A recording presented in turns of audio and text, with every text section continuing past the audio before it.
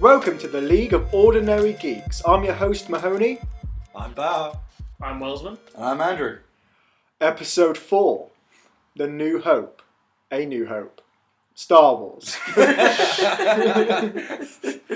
We made it. We finally made it to the good trilogy. Yay!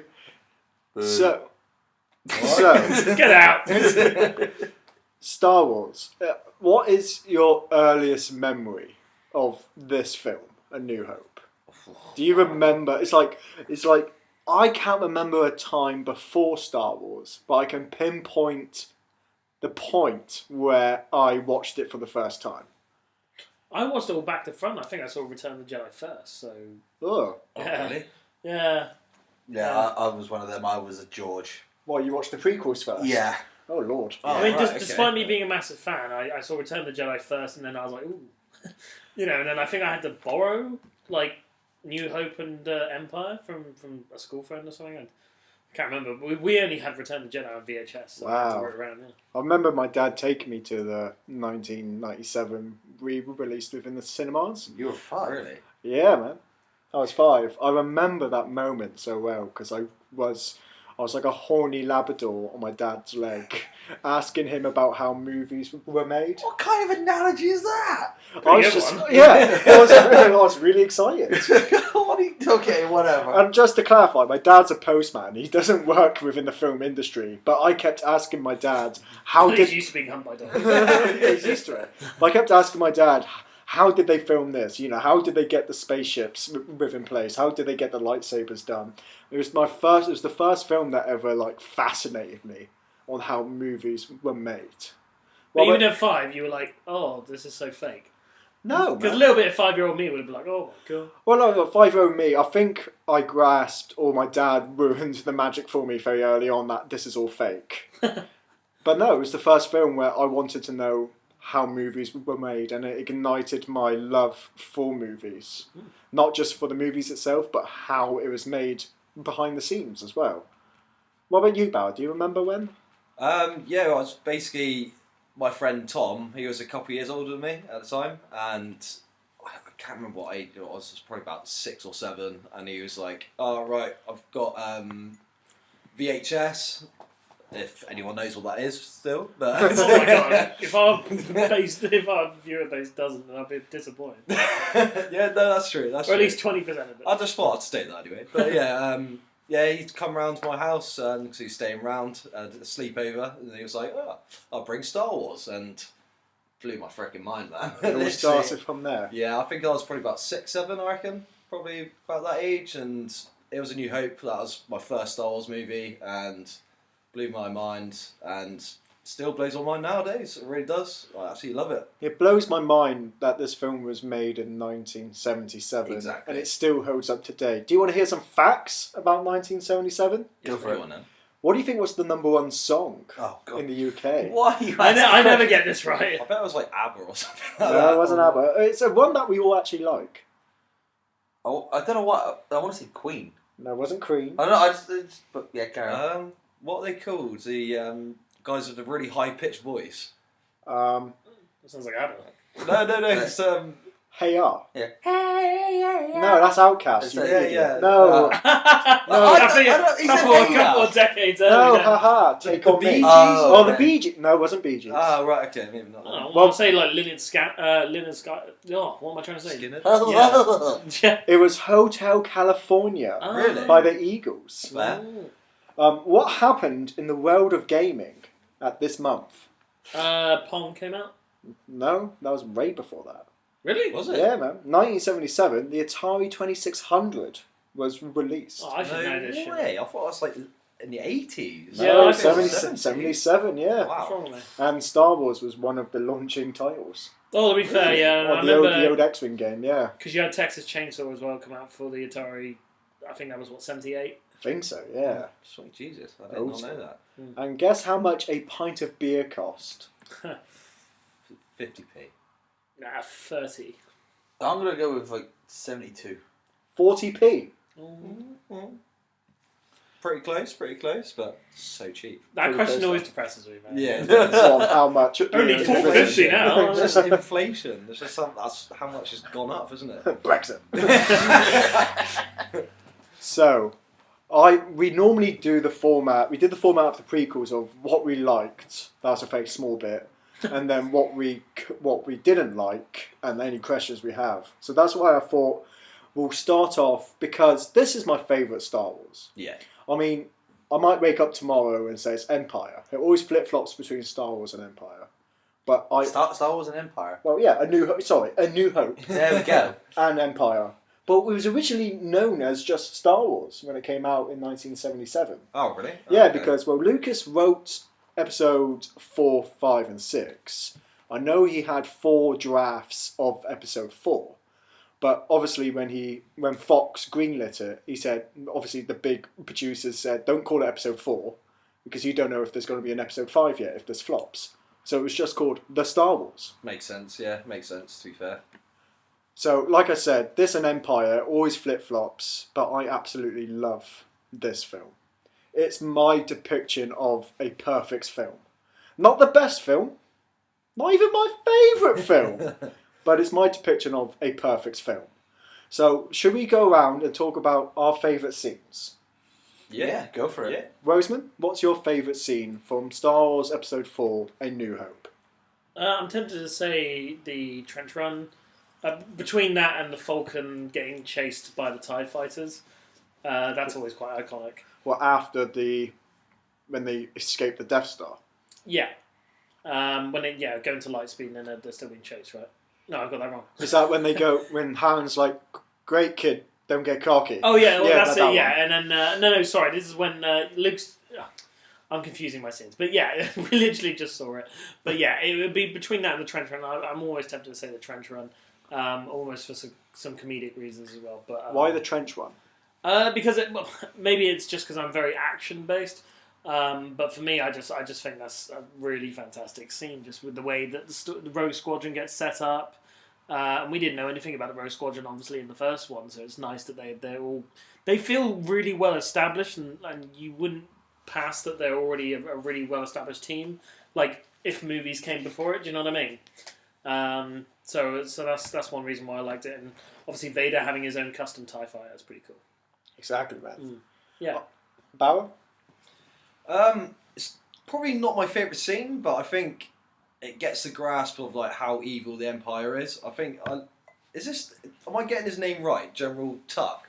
Tarkin. Yeah, that's right. Yeah. Like him when he's questioning Leia, and he's there like, well, if you're not going to tell me what I need to hear, I'll just blow up this planet. I'll blow up your planet, and then she's like, oh, okay, yeah, and then he's like, fucking blow up anyway. So, I think he's awesome. I would love to have Star Wars on pause, or no, sorry, on mute, and you just ad-lib all of the words. I don't give a shit. Like. So that's why you need to hear, else your planet's going to be destroyed. To be fair, Anyway. the stakes were really high. Plus, her own parents were on the planet at the time. Yeah, So, exactly. double whammy. Yeah. I know what you mean though. Peter Cushing, the one who plays Tarkin, plays that role so well. He does. Oh, yeah. Yeah. Do you want to know an interesting fact? Go on. He didn't like the boots that he was given, Right. so he always wore slippers on set. That's why. That's why the camera angle was always like waist high. Right. Okay. No, that's fair. I did not know that. It's pretty cool. Yeah. Did you prefer Tarkin in this or Rogue One? I know it wasn't, I suppose you could say true Tarkin, since it was a different voice actor, I believe. But, I don't know, because I remember that bit. Remember when they were just about to blow up Obi-Wan? He says to one of the Empire guys, "Oh, we'll test it out first time on Obi-Wan." Yeah. I was like, "Oh, he didn't watch Rogue One." Yeah. When they blew up Jeddah. that's a good shout, That's actually. true, yeah.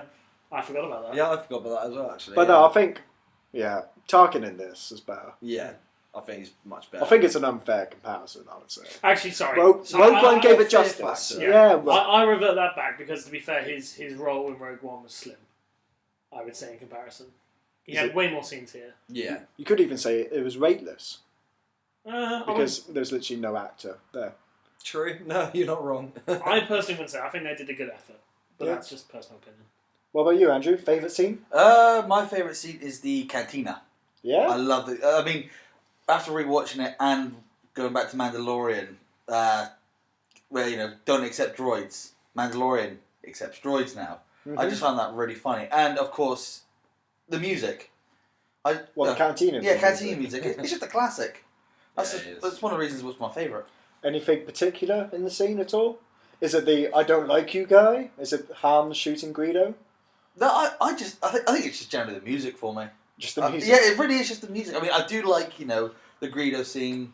I'm not the biggest fan of I don't like you scene, but So are you saying if I bought you the album, you'd be more satisfied with that than watching the film? probably. What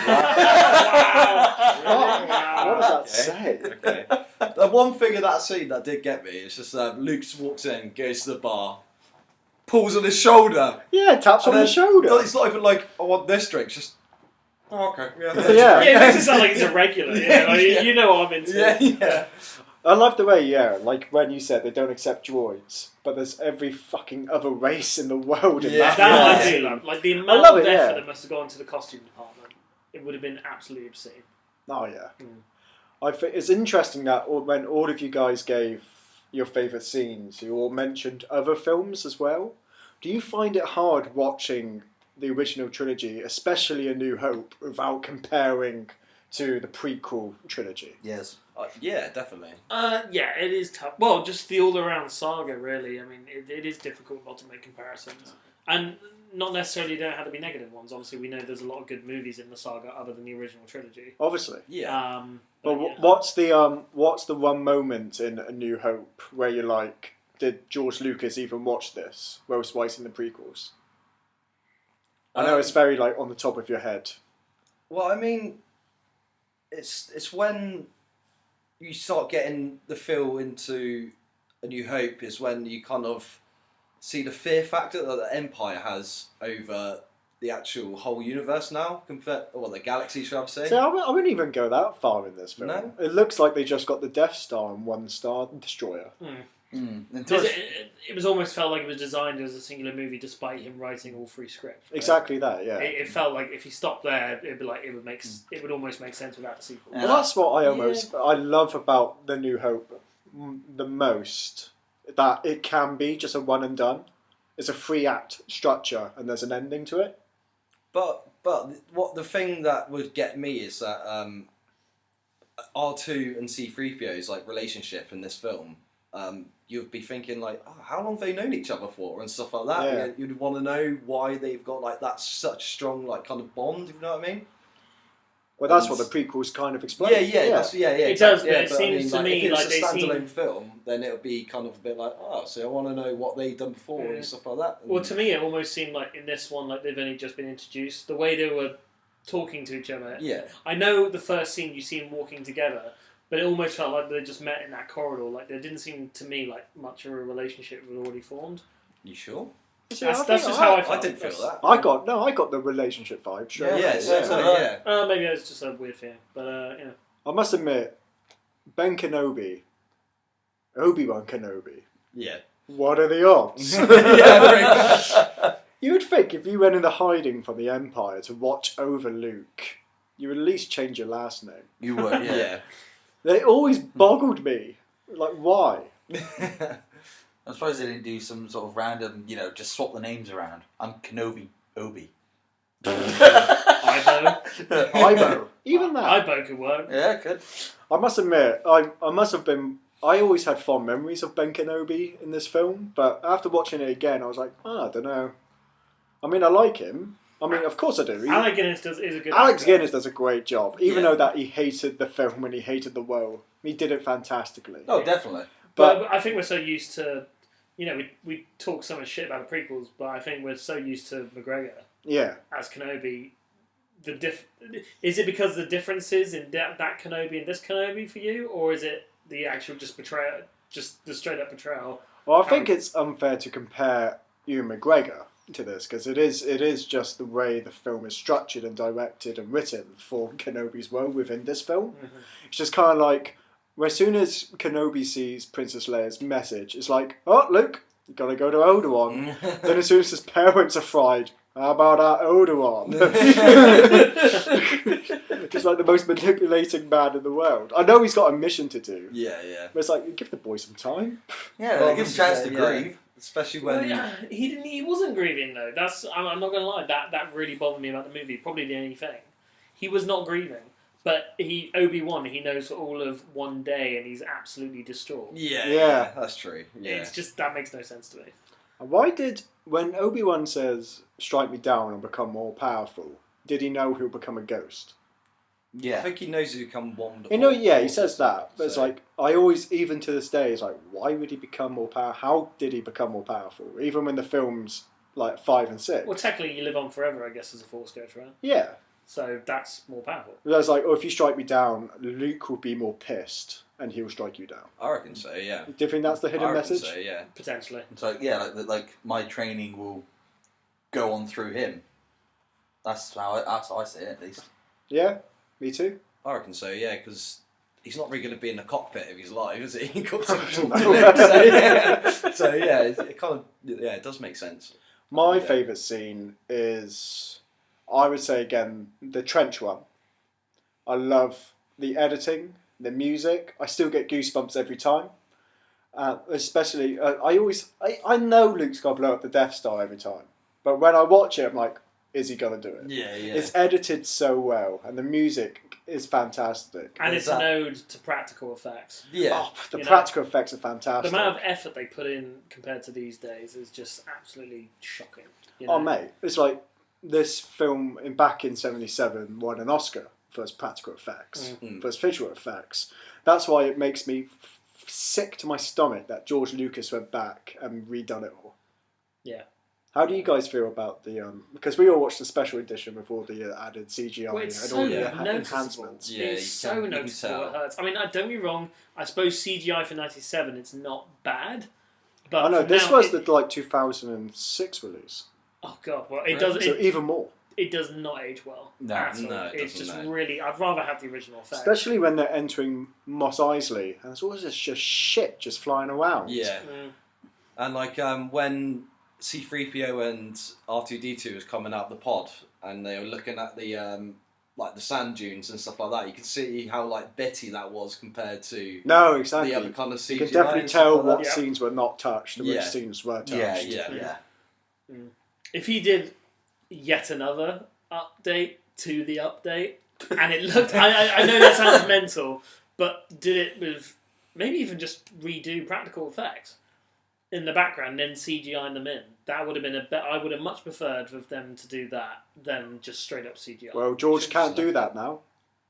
Oh, he officially sold it, didn't he? So Yeah, he can't touch It's it. up to Disney now if they want to do that. But they Should've still just left it. they still consult him quite regularly with the newest trilogy. So that's funny that. But Yeah. But my other favourite scene is the trash compactor scene. I do Really? like that I when he love gets that scene. dragged under by that Yeah. weird like monster and stuff like that. So yeah, what makes that one of your favourite scenes? It's New Hope is fascinating to me because this is the only film where our three main characters of Luke, Han, and Leia actually spend real time with each other. okay. Yeah. I mean, in Empire Strikes Back, you've got they're kind of scattered on Hoth. Then Luke goes to Dagobah. Then they kind of meet up at Bespin right at the end. And then in Return of the Jedi, they're kind of together at Endor, but then they separate again.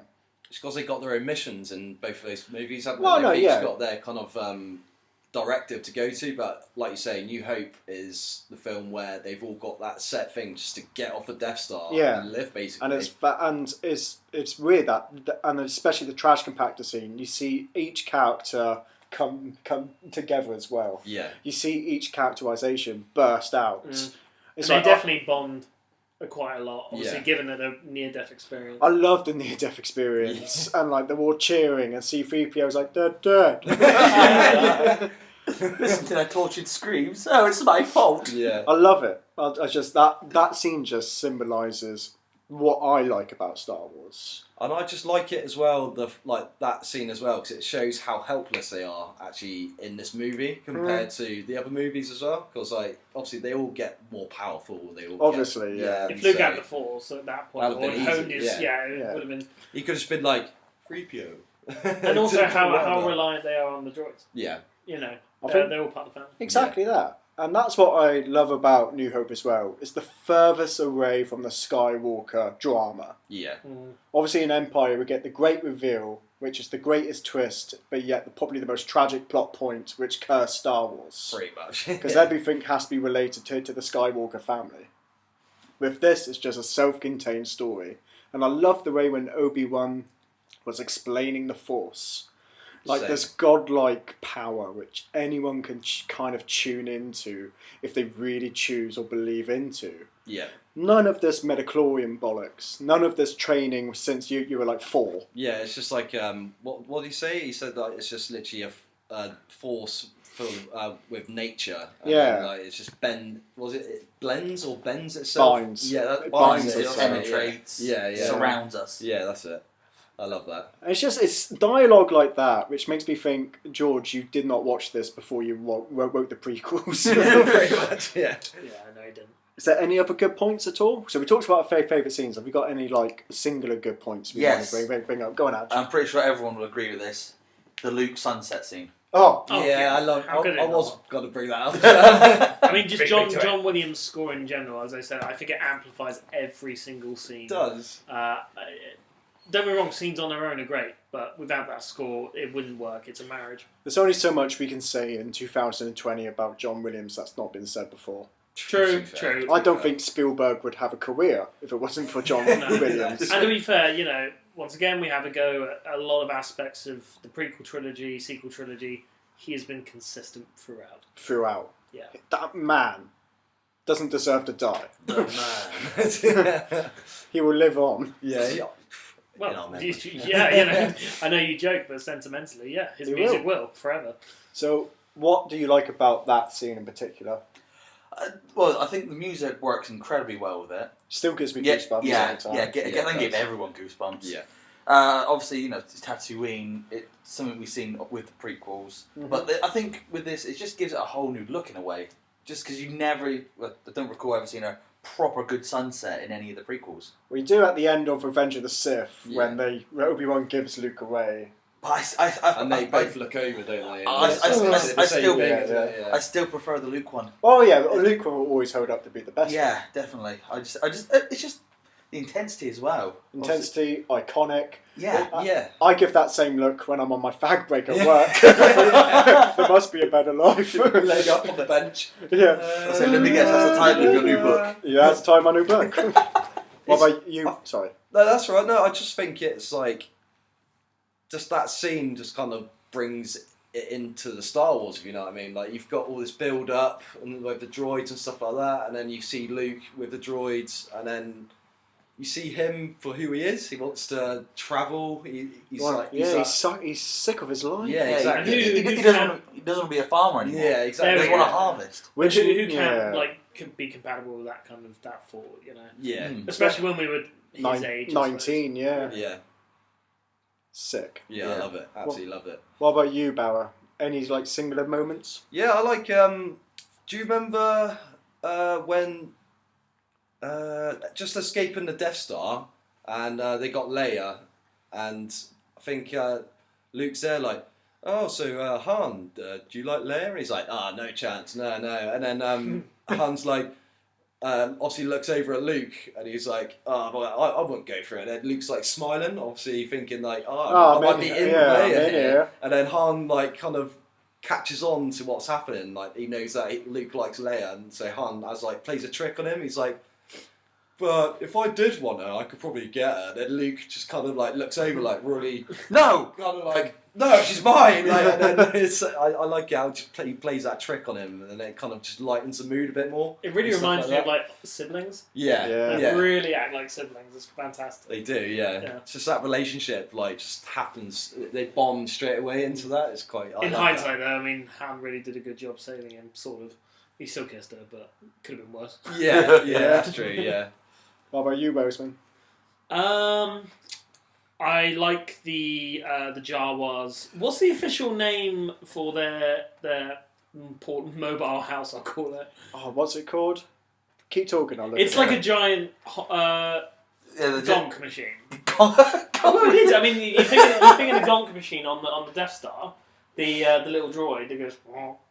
Yeah. Yeah, well, it's like a giant version of that, but on wheels. But yeah, no, I really enjoyed that they've just got this massive portable hobbit hole of sorts, Yeah. full of junk, I just love that they're junk collectors, and they go, they are the ultimate sort of like terrible Scavengers. car Scavengers, resellers. yeah. Yeah. It's called a sandcrawler. That was it, Sandcrawler. Yeah, I think I really like the idea of the Sandcrawler, and I know we see it more as the trilogy goes on. I think they come back in the Return of the Jedi. You see another Sandcrawler, don't you? Yes, when And they're approaching Solo as Jabba's. That's Yeah, you see it in Solo. See a Mandalorian. Yeah. Yeah, and Mandalorian's version was obviously, once again, I'm making comparisons, but more fleshed out because of the battle and the fight scene, which was so good. But I absolutely love it here. I just love the idea of it. And once again, for something that was probably written in, the space of an hour or two from Lucas, it feels so fleshed out. It belongs in the Star Wars universe. Oh, definitely. I think I'm like sucking this film's dick so hard. It's amazing how I've grew up studying films that you can see the clear influences from other cultures that has gone directly into this film. It is definitely a fantasy set in space. Definitely. Yeah. Obi-Wan's the old wizard, Leia's the princess, the Death Star's the castle. Yeah. It's so, and like even when they're swinging from within the Death Star, they're swinging together. That's straight from a fantasy book, straight from Flash Gordon as well. Yeah. And I love it brings in elements of the Eastern culture of the old samurai and Japanese films, and even the dogfighting with the TIE fighters and X-wings, straight from World War II. George Lucas is a big World War II buff. Yeah. It's fantastic that. Even though it's the most simplest hero's journey concept, how George Lucas can flip it and turn it around and make it one of the most phenomenal universes ever made. It's just forever expanding. Like, you could do anything with this universe. It's crazy. I mean... Well, what, 40 years? 45 years nearly? Still expanding, still going strong? Yeah. I mean, the canon might have been wiped, but regardless, the old canon is still so many decades worth of stuff there to read up and enjoy. Yeah. And then, to be fair, with the new canon, they've been producing so much that you have a good amount of time that you can dedicate to that as well. Yeah. If you wanted to look out just beyond the movies. So does anyone have a particular favourite character from this film? Does anyone stand out? It's hard to compare the characters because they're all really great in their own right, and without one character, I think the others wouldn't be as good. They all play off each other, don't they? Absolutely. So that's a toughie. What about you, Marnie? I think possibly Tarkin. I would say Tarkin. It's his only film, I can say, yeah. and he does stand out because, which other Empire general can give Vader all orders? That's what I was about That's to a say, good yeah. point. Especially Yeah. when he's choking the guy. The cocky one, yeah. in the conference room, whatever it is. And then he's like, that's enough, Vader, put him down. He's like, bruh. Yeah, puts him down straight away. Well, Vader even says, "As you wish." Yeah, exactly. Yeah, exactly. It's just such a badass. I absolutely love him. Right. I'm done sucking on this film's cock. Should we talk about the things that we didn't enjoy as much? Yes, please. Andrew, you go first. You seem keen. Yeah. Well, sticking on what you said about Vader being on a leash, I don't really like him being on a leash. He's supposed to be this evil, more powerful, obviously, what's the Sith. So I couldn't remember. I'm sorry, but it's someone who should be feared. He should be in control, not just some general. I feel like because when he was talking to his subordinates, it was more friendly and more sort of formal. It wasn't like striking fear into them, like "Get this done now." It was just like, "What do you mean?" Okay, I shall go and do it myself. Now it's definitely more. Yeah, it's definitely more an Empire when he's choking everyone out. But he's always been on a leash, even from Palpatine. Yeah, but you can understand that if it's Palpatine, because obviously, Different power levels. Yeah, power levels, and... Maybe it's a mutual respect. I was saying, well, Palpatine, for example, was manipulative. I can't even say the word. Manipulative. That's how he got him to change sides, didn't he? Mm. So you would have thought, learning off that, Vader would be, the strong-willed, make his subordinates do what he tells them. Well, maybe that's the thing. Maybe Vader's actually still quite new to this, and he probably doesn't know how to command a fleet and stuff like that. So maybe he's learning off his Tarkin and stuff like that. It's been like 19 years. He's had a lot of time. Yeah, come on. He's been hunting down Jedi. Maybe he spent most of the time hunting down Jedi as a bounty hunter, and now he's got into more of the general role. That's a good point, actually. Yeah, and plus he probably hasn't been on the brig in like quite a while. Yeah, that's what I was thinking. Yeah, mixing with the troops, I personally think it's a respect thing. I think he respects someone who gets the job done. Yeah. No excuses, no pissing about. As much as I understand your point, if Star Wars was just Star Wars, Vader wouldn't be as memorable as he would be now. No, but given that he only had 12 minutes of film time within the whole film. That's true. So, and there was definitely more focus on Luke, Han, and Leia. Yeah. And that the trilogy coming together and overcoming Darth Vader. As much as I agree with your point, I wouldn't have it any other way. That's fair. But that's probably because my judgment's clouded from Empire and Return of the Jedi. Yeah, probably. Yeah. Bao, what are some things you didn't like? I actually found it really difficult to find things I didn't like. I mean, yeah, because I watched the remake, I think some of this CGI, like I was saying before, like a bit grainy and stuff like that, and that kind of ruined that aspect of it, I think, because you'd be watching it and then you'd see something that would look amazing, whereas like sticks out like a sore thumb. Yeah, it does. Yeah, it's hard to explain, but it's just stuff like that just kind of let it down for me. But so I thought Jabba kind of stood out a lot. Yeah. Oh, can we segue that into my least favourite bit? Okay, yeah, go for it. It's not even like the film's fault. It's George Lucas's peddling hands onto this film. Right? The whole Jabba scene. Obviously, it was added in. That was never in the original cut. Was it not? It was meant to be Han shoots Greedo. Sorry for the mess. Then they get onto the Falcon. Right. Okay. But so Han shoots Greedo. We learn everything we need to know about Jabba and Han's relationship within that dialogue exchange between Greedo and Han. Yeah. And then the next scene, we see Han speaking to Jabba literally about the same conversation with two other Greedos and Boba Fett there. And he's like stepping over, like he's actually stepping onto Jabba. He's stepping onto Jabba. Well, to be fair, you say other Greedos. It's dead in real life. It's a well-known race. It's established. Yeah, that the that's Hutts. a race rather than they all look very similar. But in the original film in 1977, it was a deleted scene where Jabba was played by a big fat Scottish man in a giant fur coat. Oh, really? So that scene, they obviously CGI'd the fat Scottish guy out and they put Jabba in there. Right. And obviously there's the bit where Han Solo walks around him. But obviously it's Jabba, the CGI Jabba. So they had to like digitally move him up Right. Okay. and get Jabba to react. Yeah. But watching the original one, Jabba's name was thrown around. Jabba was a mystery. Did he get the great reveal?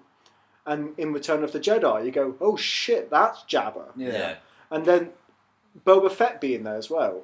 No need. No, that was no Well, to be need. fair, if you're going to recreate that scene, what about Fett versus Solo, Because Jabba wouldn't just go himself. He would clearly send Fett. Exactly that. Because Fett is one of the best bounty hunters there is. I mean, right?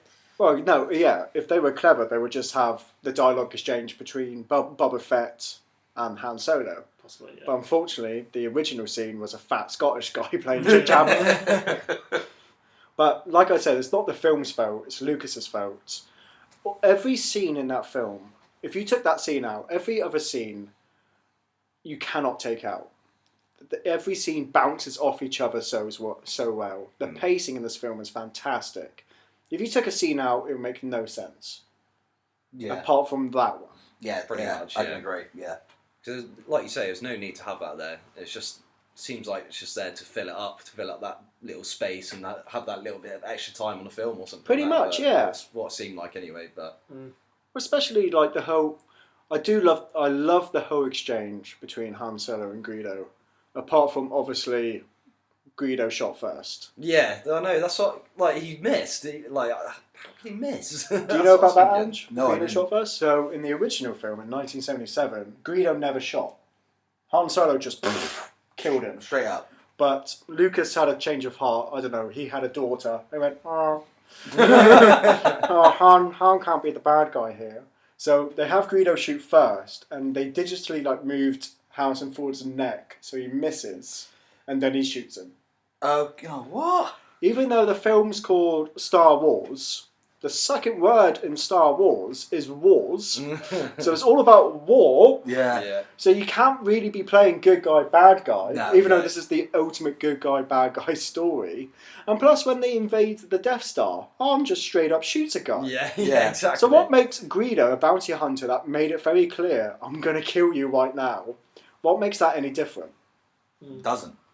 Well, in Lucas's head, it makes a lot of difference, apparently. But It's all a lot of McClunky. okay. What about you, Boseman? Is there any scenes or bits that ticked you off? Or didn't set To be right? honest, the majority, my only complaint, as I say, was what I mentioned previously. What was that? So I'm referring to the scenes, I suppose, where Luke is distraught over Obi-Wan, but not distraught over his antenna. You did say that, yeah. That bothers me, and also I guess the death being off screen, because I know they didn't get too much time, but I reckon there could have been a more interesting situation there. I don't know what them getting burned alive. You'd want to see them getting burned No. That's pretty no. gnarly. Sorry. I mean, the fact they left the skeletons on the side, I mean, that was dark enough. That was pretty dark. I don't know. Some sort of Just like their brother. Actually, to be fair, I don't know how she would do that without introducing like a flame trooper or something. But Well, I they don't say wanna- that Boba Fett was the one that That flamethrower. makes sense. No, that does make Because sense. Actually. remember in Empire when he's lining up the bounty hunters, he goes to Boba Fett. He goes, "No incineration," and he goes, "As you wish." Loads of people have linked that to him murdering Aunt Peru and Uncle Owen. But what beef would he have with them? It's a job. They're on the outskirts. It's a job. Yeah, a job's a job, mate. If it pays, you're a bounty hunter, you do what you're told to do. Yeah, but bounties are normally on someone who's done something who orders the bounties. You're getting paid by the Empire, mate. They're going to pay you Yeah, well. that elephant boy. He goes.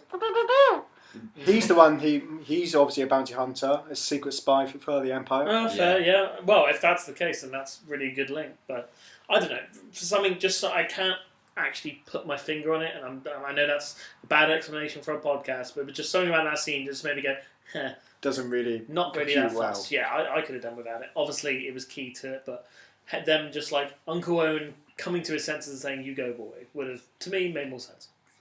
I don't know if I would have preferred that. Maybe maybe a little like stare off between Uncle Owen and Obi-Wan. Maybe, but I think maybe the aunt persuades him, or you could almost go similar to like Uncle Ben and Peter Parker. That kind of relationship. That's what I felt. I reckon they could have explored that episode slightly more with, okay, you go and you go on your way. They should do like a Star Wars what if. That'd be cool. Yeah, that'd be pretty cool actually. Uncle Owen becomes the Jedi. I've become what I've hated. Oh, moisten your farm. What about you, Bar? Any other points? Yeah, there's right at the end when they're doing the medals. I just find it. I like it when they're getting the medals getting put on around their necks and stuff like that. I think that's all pretty good. But then at the end when they're all bowing and like everyone's just stood there clapping, it just seemed like the end of like a pantomime or like a show. And then it was like. That was it. I was just like. I guess it's the 70s, isn't it? Yeah, I know. It just made me laugh. Like it wasn't not necessarily like the worst point ever. It just made me laugh, and I was just a bit like reminded me of literally like a show ending, and then the curtains goes. Bruh. And then the curtains come back on, and they all come back on, Yeah, and they all bow again. Yeah, just kind of gave me that vibe. So I was a bit like, right, okay. I know the end of Return of the Jedi was like a massive conquering of the Empire, but that to me is the ultimate scene when you compare Celebration that one wins wholeheartedly. Yeah. This is like, Yeah, you Death Star, did did you murder? I'm trying to think. So where does this compare to Phantom Menace? Where what's he called? Boss. What's he called? What, the... The I mean, just said it right there. that Gungan. Yeah. And so how does that compare with him lifting up the spirit ball of Naboo, even though he did fuck all in that Yeah, war? pretty much, yeah. Compared to A New Hope with the Yavin 4 celebration, Yeah. Return of the Jedi's Endor celebration, or Rise of Skywalker celebration where two ladies kiss. Come on. it's obvious, well, for me, it's absolutely 110% return. Yeah. Yeah, definitely. It's just Phantom Menace and A New Hope is kind of like the same aspect, whereas it's just like a up-to-dated celebration, basically. That's what I felt. To be It's fair, they just riffed off Return of the Jedi. You're going planet to planet and seeing people cheer. Yeah, it's like, yeah. we've been here, so pretty much, whatever, yeah. I don't care. Whereas on Phantom Menace, it's just literally that one Strip.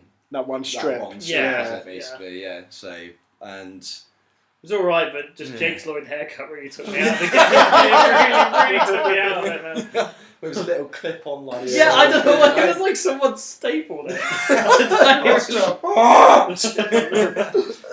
Oh my god. I don't know. I felt like Return of the Jedi. I prefer New Hope's ending. Really? Yeah, man, because like you just got Billy T. Williams there, like clapping away, looking around, like, is this going to end? Looking at the cameraman. Like, Wait, what? A New Hope, did you just say? no, in Return of the Jedi, Oh, sorry, right, okay, yeah. and then they're all just kind of clapping, just going, "We did it!" Let's all sing the campfire song. Yeah, but then you see what the bear's called again? Ewoks. The Ewoks, that's what you see. The them, bears. like, yeah, I know. Yes. I literally did pop twice. Like, what's the thing? Oh, bear. And so you just see them like jumping around, like like the fireworks going on, playing and stuff with like the that. stormtrooper bongos, helmets. whatever, Yeah. But I love, like, love it that. goes to like Coruscant, and you see like the whole city celebrating. And stuff. Yeah, I just yeah. love how it goes planet to planet. And Yeah. you get an idea of the whole galaxy is in unison. Whereas it's just one planet. it's just one scene. It's one room. Yeah, it's one, yeah. There's not even like they could have celebrated on that whole hangar. Could have they could have been using drugs and alcohol. Champagne. Celebration. Yeah. They're all stood there not clapping when Luke and Han's walking down with Chewie in the background. I felt like I was I must admit, yeah, when they're walking Just like- down, yeah. And then suddenly they get the medals. We did it! Just ended like the four smiles being exchanged, like, oh, look at R2's being cute. I must admit, when they're walking down, Han, Chewbacca, and Luke, they got the most cheesiest fuck off smile. Yes, they do. It's like, you guys did fuck all. Yeah, pretty much. We did everything. Yeah. So, Andrew, anything else that nibbled at you? Yes, the shooting in general. Yeah, it sounds stupid, but it really. We've discussed this a billion I times. know. I can't help it. It This is bugs every- Are me. you on about the Literally. stormtroopers or the general all around from both sides? Just both sides. I mean, well, it's like when Leia and Luke are trapped on the bridge. Obviously, there's no bridge. It's like the stormtroopers, for example, can't hit them, and they've got a very small target area. And then you got Luke, trying to get into cover, but you think that cover is not really going to help you. Move side to side, go to the other end and try and get a better shot. It's things like that, and then How would you go to the other side? Then there's like a complete open. yeah, but it's just about movement for me. I mean, you got a little bit of What space. video game, Andrew? This is real life. This isn't space. But it's- Show some respect! General Luke! General Luke.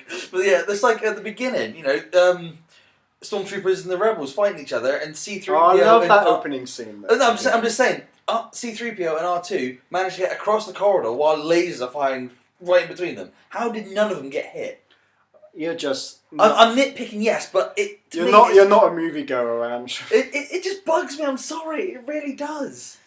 No, shit like that I can just simply look past. I don't know how you can. I mean, can you guys? You can look past. I don't want to see... I can look past it, but at times it does seem like when people shoot it, they go, Yeah, okay, all Bang! right. I'll be honest, I did roll my eyes internally a couple of times, Yeah, but but that's I about guess it. because of the age of the movie, I give it a pass. Yeah. Maybe I shouldn't, but I think at the only point when I did that was when there was like 6 to 10 stormtroopers when they just found the Millennium Falcon and they're just about to take off. Then Han Solo manages to take out 2 just by standing from there. Yeah. true. That's the only point where I go, okay, this is a bit far-fetched. There was another point though. So that scene, it takes out 2, and the rest of them are running away.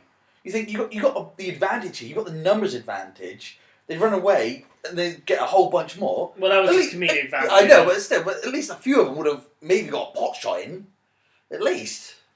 Well, Andrew, I disagree. But yeah, I knew you I'm would. going to be a massive hypocrite and mention something a bit similar. Are you still sucking that dick? No, I'm not sucking the dick anymore. When Obi-Wan's sneaking He's around... taking a lightsaber. Ah, at the same time. on a similar thing to you, I'm kind of nitpicking when Obi-Wan's sneaking around the Death Star. It's like, now, how many people are on this Death Yes, Star? see, that was another point. how How many- many of them were dressed in clothes? Yeah, it was like, how is Obi-Wan's? How is he not detected? He's just wandering down the corridor freely. I mean, he could have been mind tracking, but there was no implication. There's to no that. evidence Well, of actually, there that. was at one point. To be fair, you had he was powering down the units, and then he passes the stormtroopers. And he sort of like points at them, like yeah. And I guess that's a mind No, trick. didn't you hear the sound? Yeah, He as like, made if- a sound like a click, and that's Yeah. why the stormtroopers turned around, and then he made his Oh yeah, brilliant Sorry, that was getaway. it. He, Yeah. he stood there still like, And he crabbed away, yeah. yeah. Like, So maybe he was doing that throughout his little sneaky process. That's a very far-fetched conclusion That of is it. true. It looked a bit like a cartoon the way he was sneaking. And plus, Obi-Wan's been living on Tatooine, this desert planet, for 19 years, and we assumed he's kind of lost his fucking mind. But as soon as they crash land on the Millennium Falcon, tracked beam, I know that. I know exactly where that's located as well. yeah. Goodbye. Could have been the Force. Could have Can been the the Force- Force. Like, smell out electronics? Well, in Rise of Skywalker, it can heal, so I guess they're forever changing. Oh, yes, that's true. I mean, you could argue that if the Force runs through everything. running through the electrical cables. Yeah, Do you want to hear, talking about the Force, do you want to hear the most bullshit fan theory in the world? Let's hear it. Right. So you know when Uncle Owen buys C-3PO and the red and white R2 unit, I think it's called like R5 bollocks, Bollocks, yeah. and when he blows up, apparently the Force blew him up. that's What? stupid. That's stupid. It was coincidence. Yeah, it's a movie coincidence. Yeah. Apparently the Force blew him up, so R2 can go ahead. That makes it sound like the Force is self-aware. Yeah, the Force will always go down this one line of I fence. don't like Yeah, that. No, yeah, that's weird. no. It's like the Force is being controlled by one sentient being. Yeah, it's like you know the Empire will get, the Death Star will blow up now because I said so. Yeah, no, that's No, a I- horrible fan. Told you. I've never Bullshit. heard that one. You never before. heard that one? No, No, it's I ridiculous. haven't. It's bullshit, that's why. I don't like that at all. They make it sound like it's all run on fate more than He can blow up a robot, but he can't save Everflow. Uncle Owen from being burned alive. This is your fate. I'm not gonna lie. Can I just point out the irony? Burned alive, runs a moisture farm. Do you think he might be able to run to some source of extinguisher? Maybe no one actually burnt Uncle Owen or Aunt Pooh alive. Maybe they just ran out of moisture. Maybe they're like, fuck this kid, just Spontaneously dump combusted. the burnt carcasses we've been keeping out back. he'll piss off pretty soon. Oh god. Is there any other points at all? Ah, Or have we okay. got any questions? Any questions at all? yeah. Go on. Well, you know when Darth Vader is targeting Luke, and then he's on his steering, he's like twisting this little knob. Yeah, Like, so what is he doing? I wonder. What? It Yeah. looked like he was opening a thermos. Yeah. One last I don't know, that's just got me. I was like, why is he twisting this little knob thing? Well, once again, it's his own custom thing. I don't know why you would have that. It seems quite primitive. What I thought was maybe it's just to steady his aim. why he's actually aiming for the TIE fighters or something like Or that? to like, Maybe. like the focus. Yeah. It's like maybe he's trying to it's- tune into 97.1. Let's get this radio station on. I'm gonna get the right song to get me in the flow. Yeah, I don't know. I'm not gonna lie. It was really bugging me. Yes, as well. When I was watching it, yeah. I was like, "Come on, man! Like, just press the button." Yeah. He's like, I have on my sights. Sean Connery taking over the ship. And what's his actual name? Porkins. Can we Yes, clarify his that? name's Porkins. Right. The- In the- this the day and only age, fat guy in this the day Star and age, Wars. right? Good luck trying to fit something like that in. That would be hilarious. Oh, it just made me laugh. Yeah, really. Yeah, me too. Porkins, pull up! I've got it! Porkins is the greatest Rogue Squadron that ever lived. I was like, Greatest character or greatest mask? Andrew, have you got any questions, mate? yeah. How much do you reckon the musicians in the cantina get paid? Come on. 6 kerbapples. I'm thinking a question outside the box here. I mean, how much do you reckon they would get paid for doing like a whole day's worth of Probably music? get free drinks. Yeah, they get free drinks. Free drinks and a chance to live. Yeah. It's like midday as well. I guess, I don't know, does Tatooine only have like a 4-hour night cycle? Probably. I don't know, about six credits and some blue milk. Blue milk. Makes sense. Yeah, what is that? It actually was blue milk, wasn't it? Yeah. But don't forget, it's 1977, so Lucas is like, yeah, you got the X-Wings, you got lightsabers. What else is futuristic? What else will the kids be drinking in the future? Blue milk. That's not just that. If we're asking random questions, what was that red devil in the bar? Yeah, And why right. was he so happy? I'm finally making an appearance! Well, it's been well He documented. just look, he was sat by himself as well. That's what makes it even more I creepy. It's like, was like, or was he by himself? mm, Maybe look under the table. oh. Maybe he saw Luke coming in. You It's just like, turned it really. maybe he saw Luke coming in the bar and he was there like, oh, he looks good.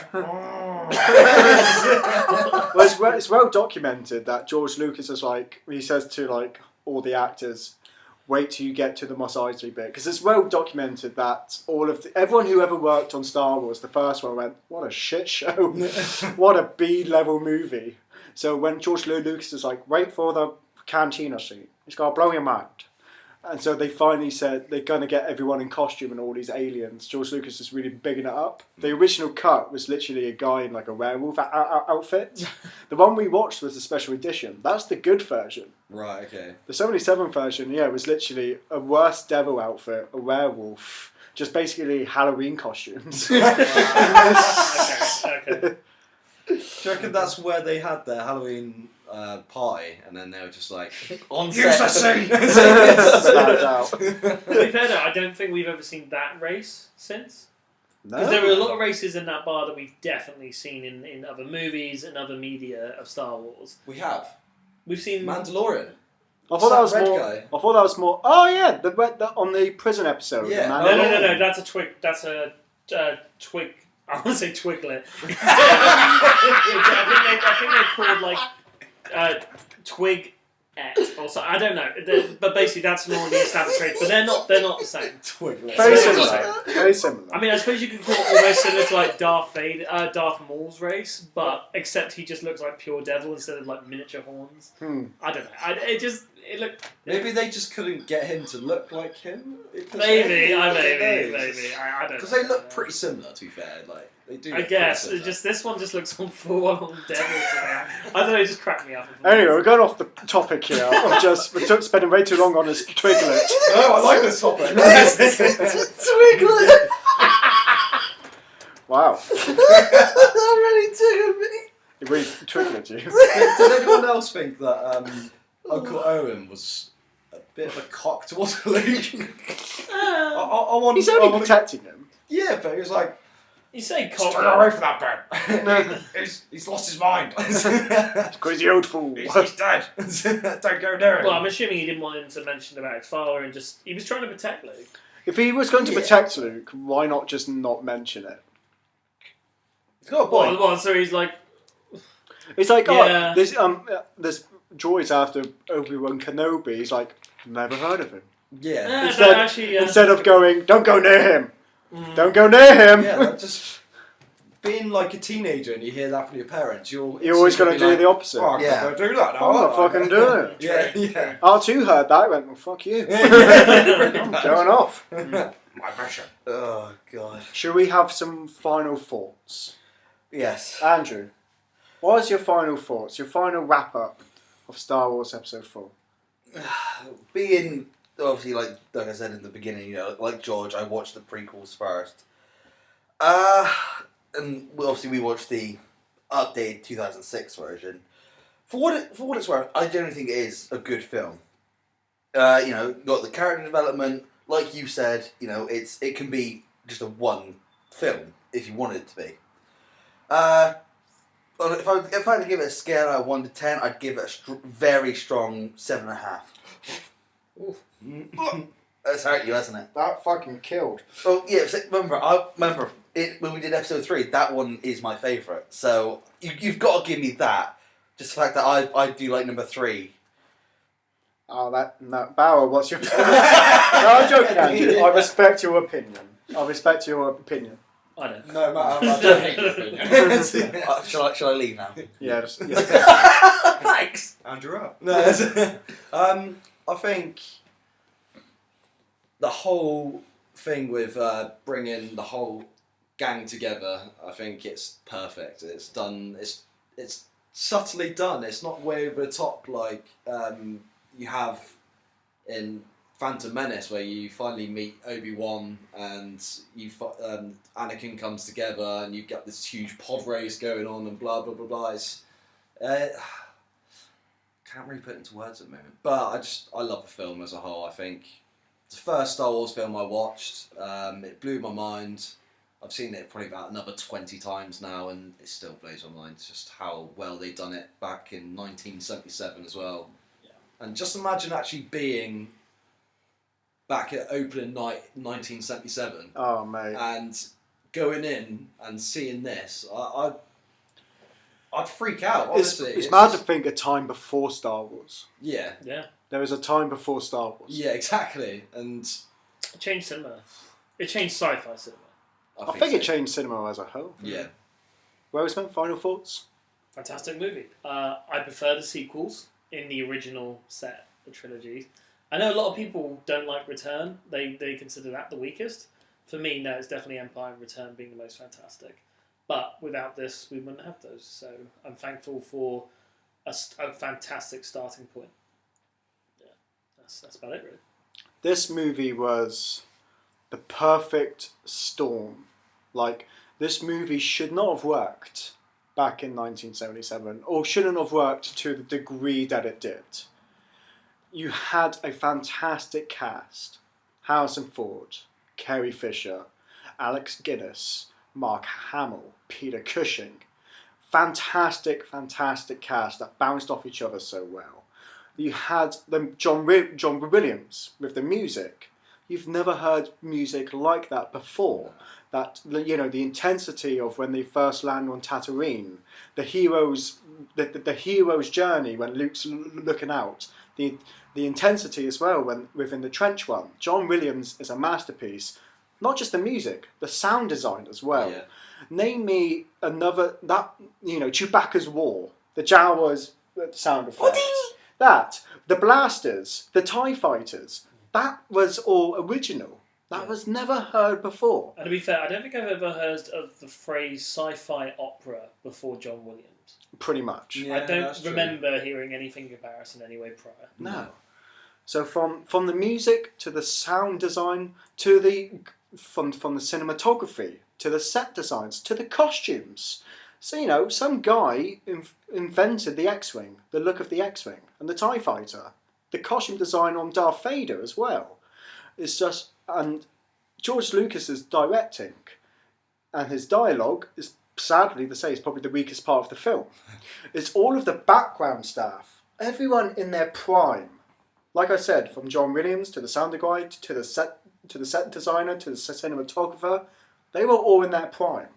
And the editing as well. You know, it's been well documented that when the first cut of Star Wars was made, it was unwatchable. It was actually George Lucas's wife and 2 other guys that worked 6 months around the clock, like 24 hours, just editing the film, literally using the last cut until it's completed. They pretty Very much, good job. yeah, So Lucas was sucked from the beginning. yeah. It was like, it was well said that Luke initially shot into the Death Star, but then he goes through another one after Han Solo saves him. And Lucas's wife is like, this ain't gonna work. If people don't cheer when Han Solo comes down, this scene is not going to work. So George Lucas's wife, who are now sadly separated after Return of the Jedi, pretty much saved that film. Too fair, it sounds like it. And I think Did they separate when the prequels were made? Or no, when he they was formulating the I think they separated after Return of the Jedi. Oh. When George Lucas became a crazy marketing man. But point of the matter is, like I said, it was the perfect storm, and it came out at the right time as well. Because when did the Vietnam War end? Because this was like just kind of 60s, like wasn't Yeah. I want to say 68 Late or 60s. 9. something like that. Because cinema after the Vietnam War was very targeted towards a dirty America. You know, you had films like The Godfather, Taxi Driver, you know, that really socially commentated on the state of America at the A lot of time. westerns and stuff like that. as Well, yeah, westerns and very like artsy, depressing films. Whereas then Star Wars came along and was the perfect escapism film for everyone to enjoy. No, that's true. So, like I said, it was just the perfect storm that came together, which made this movie fantastic. Exactly. It all gelled together like perfectly, didn't it? Really. And that's why I love this film. I loved it as well. I absolutely love it. Such a good film. Found new love for Lucas's ex-wife. Yeah. Fair play. Anything else to add? I began saying that I didn't like the buns on Carrie Fisher, her hair buns. But actually, she's pretty damn stunning in this movie. She is. She is so Like, hot. genuinely So just a really beautiful actress. She's Yeah. my princess. Yeah, she is. Like the first princess you get, really, isn't I'll it? say Yeah, she'll definitely be your princess later on Excuse me? in the films. Excuse me? I'm turning this dirty. Excuse me? Don't worry. Okay. I generally don't know what you mean. I'll say this: Leia and Jabba. Am I Jabba? No, oh my God! Don't worry. Just don't worry. On that note, should we wrap it up there? Let's wrap it up. Yeah. So, what's next? Well, episode 5. Well, actually, no. We're going to do the new Sonic film. Yeah. True. That's true. Are we looking forward to that? Hell yeah. I've got mixed feelings, but I've heard a lot of different reviews, so I'm going in there with an open mind. I'm intrigued to see if it's the best video game movie we've had thus far. Even though it looks like it strays kind of far from the video game. I just want to see Jim Carrey play Yeah. Jim Carrey. Yeah, so- To be fair, we haven't seen him do one of his kooky, crazy roles in quite a while. Yeah, so, exactly. It's been a I while. don't think he'll fit Dr. Eggman like perfectly as well. Yeah, it makes sense. Yeah. So, I've been Mahoney, I've been Welsman. I've been Bauer. And I've been Andrew. and we'll see you guys next geek. Tune again.